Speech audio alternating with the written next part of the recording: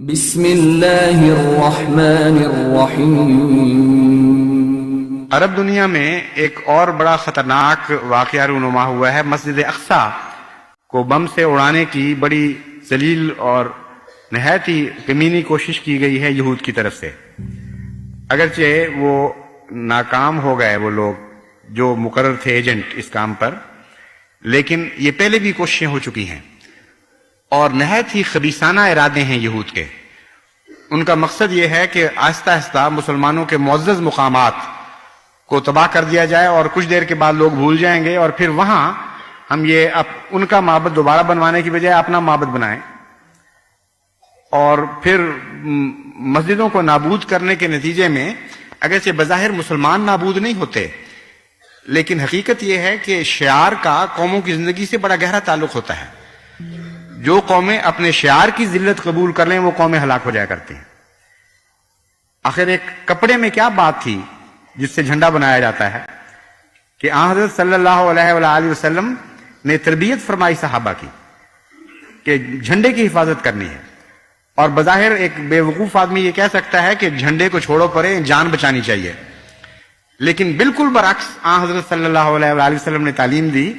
اور ایک جنگ کے موقع پر جو 3 سپہ سالار حضور صلی اللہ علیہ وآلہ وسلم نے یک کے بعد دیگر مقرر فرمائے تھے، ایک زخمی ہوتا تھا وہ ایک ہاتھ سے جھنڈا دوسرے میں منتقل کر لیتا تھا، وہ کاٹا جاتا تھا تو بعض دفعہ ٹنڈے بازوؤں سے انہوں نے جھنڈوں کو لپیٹا چھاتی کے ساتھ، جب کاٹے گئے تب دوسرا آگے بڑھا اور نہیں گرنے دیا، اور یک کے بعد دیگرے تینوں جرنیل جو چوٹی کے تھے اپنے دماغ جنگی صلاحیتوں کے لحاظ سے، وہ شہید ہو گئے اور جھنڈے کو نہیں گرنے دیا۔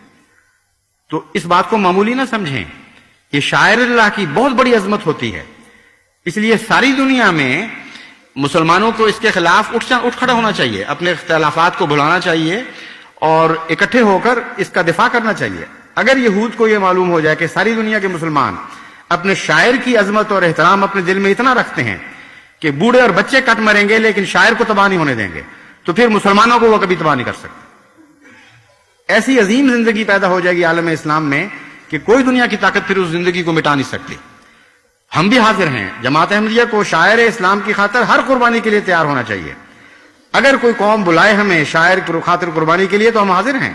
یہ ہے وہ جہاد جو حقیقی جہاد ہے، جس کا قرآن کریم میں ذکر ہے، جس کی اسلام نہ صرف اجازت دیتا ہے بلکہ حکم دیتا ہے۔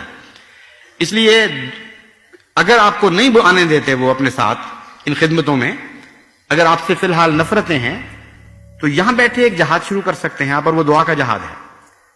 آخر جنگ بدر بھی تو اس خیمے میں جیتی گئی تھی جہاں دعائیں ہو رہی تھیں، اس میدان میں نہیں جیتی گئی تھی جہاں چند لڑائیاں تھوڑی سی لڑائی ہوئی تھی۔ اصل وہ جنگ حضرت محمد مصطفیٰ صلی اللہ علیہ وآلہ وسلم کے خیمے میں جیتی گئی ہے۔ بس وہ جنگ تو آپ یہاں شروع کر دیں، پھر اگر خدا توفیق دے گا اور وقت ہمیں بلائے گا تو دنیا دیکھے گی کہ جہاد کے میدان میں احمدی کسی دوسری قوم سے پیچھے نہیں، بلکہ ہر میدان میں صف اول میں ہوں گے انشاءاللہ تعالی۔